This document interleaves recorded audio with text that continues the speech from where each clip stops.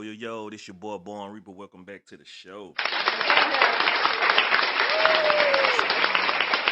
to discuss the Money in the Bank pay-per-view. You know what I'm saying? It was a pretty dope pay-per-view.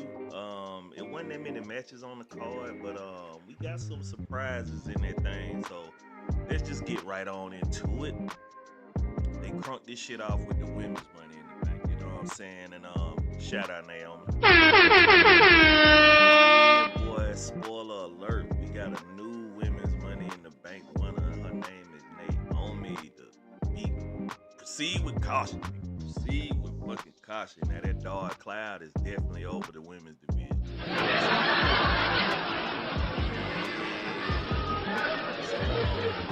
So we started it off with an epic little woman, not little, but an epic women's match, and the ladies fucking went the extra mile in this ladder match, bro. They was hitting some spots. I think her name Cora Jade, Julia, the Beautiful Madness. Damn, man. Hey, look, them girls gonna be stars, and I already knew that it wasn't gonna be a new talent that was gonna win this match. They got so much time to grow. They got so much stuff to do that winning the Money in the Bank ladder match can happen a couple of more years down the road. I felt like it was gonna be one of the veterans. I kind of, in my mind, I thought it was gonna be Rhea Ripley. They let Alexa Bliss cut loose a little bit. I did not see Naomi winning. But Naomi's new heel persona is very interesting. And I think they are fully behind her being a new evil woman in women's wrestling right now. Because I don't think we even really got any good heel women wrestlers right now. I think everybody is either on the fence or they just the the cryptic badass, you know what I'm saying? Like Rhea Ripley was in the Judgment Day. She was evil, but she wasn't hated, you know what I mean? And I think Naomi really took the reins on being that hated heel. Oh, and shout out Worlds Collide. I'm fully behind Mr. Iguana. If you don't know, you know. Goddamn, dude is a fucking character. I like his character design. I like his character. So I hope they incorporate him more into the main roster. 1 second, please. So with that being said, women's Money in the Bank match, I give it an 8 out of 10. It was definitely brutal. They had some nice, crazy spots. And it definitely was a good match, you know what I'm saying? So 8 out of 10 on that one. We had Becky Lynch versus Lyra Valkyria. And I kinda expected Lyra to lose because they've been giving her this little push for the last year. She's been getting this push. She's been well protected, and I can see her being the next Becky Lynch coming down the road. But I didn't see them not having Becky Lynch win. I mean, Becky Lynch came back, won a tag team title match at WrestleMania, lost it the next day, lost to Lyra Valkyria in the Intercontinental Championship match. And here we are. The man is now the new Women's Intercontinental Champion. So with that being said, to Becky Lynch, you know what I'm saying? She got the strap back around her waist, you know what I'm saying? So she riding high right now. I'm real surprised that they didn't really have a championship match. I mean, they had both brand champions in a tag match at the very end of this thing. And that was kind of weird to me, but that's neither here nor there. Let's jump on into the men's Money in the Bank ladder match. Whoa. Talk about crazy. They had Andrade up there hanging from the motherfucking briefcase and shit, bro. And they had some hard spots. The men definitely had to step it up because the women just gave them a hard act to follow. And so with that being said, we got interferences from Braun Breaker and Bronson Reed. Then we also had Jacob Fatu and JC come out to help Solo Sikoa. And here we go, y'all. Here we go. Jacob Fatu finally turned on motherfucking Solo Sikoa, goddamn. You know what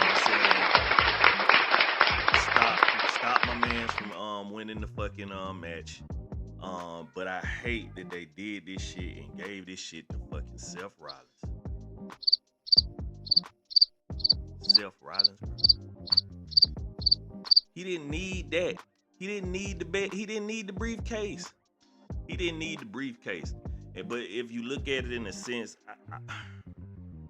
Solo Sikoa definitely should have walked away with that win, in my opinion. He done put in the work. His character is grown. The guy's fucking hilarious, bruh. Like, the nigga was goddamn mocking everybody that was in that goddamn match, and that shit was funny as fuck, bruh. So I don't know, man. I think they should have just went on and pulled the trigger and let Solo Sikoa get it. I hate how they did LA Knight. Now everybody's saying that this might be LA Knight's last run because he pretty much ain't got nothing left in the steam. You know what I'm saying? And I don't see it. And then, and let's give a shout out to Americano for fucking. I don't know if that's Chad Gable or somebody else, bro. I'm gonna be real with you. I kind of think it's Chad Gable, but if it is Chad Gable, the motherfucker is pulling double duty like a bitch, goddamn, because the motherfucker just went through a hell of a match in Worlds Collide, and then came to Money in the Bank and put on a motherfucking banger, bro. Had the best ladder spot to date. Anybody, you know what I mean? So I don't know what to say about Americano Grande or whatever they call him. He's a sleeper fucking hit, bruh. And a lot of folks ain't really up on it, you know what I'm saying? My mans was goddamn tossing everybody around like they was nothing. Hit Seth Rollins with the fucking the ankle lock on the motherfucking ladder. The ladder match was fun as fuck, bruh. But in the end, bro, we got Seth Rollins as the Mr. Money in the Bank. Yeah. They did that. All right, so let's just go on hit the main event, man. We got Jey Uso and Cody Rhodes versus John Cena and Logan Paul. And boy, when I tell you, Jey Uso and Cody Rhodes came out sharp as a bitch, bro. The ring gear was on point.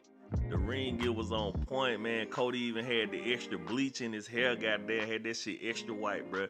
So I was feeling the gear, you know what I'm saying? Then Logan Paul, man. I hate Logan Paul, man, but that motherfucker is so creative, bro. That nigga came out with the drone, sent that bitch all over the arena. That bitch landed back to him while he on top of the rope. That is a fucking entrance, bro. Out of all the entrances that I used to fuck with, man, Logan Paul might have the best one yet. He might have the best one yet. Not a big fan of his music, but the entrance itself is fucking dope. And the spots in that match was crazy, bruh. The lion saw off the third rope onto the announce table on the Jey Uso. What in the actual fuck, bruh?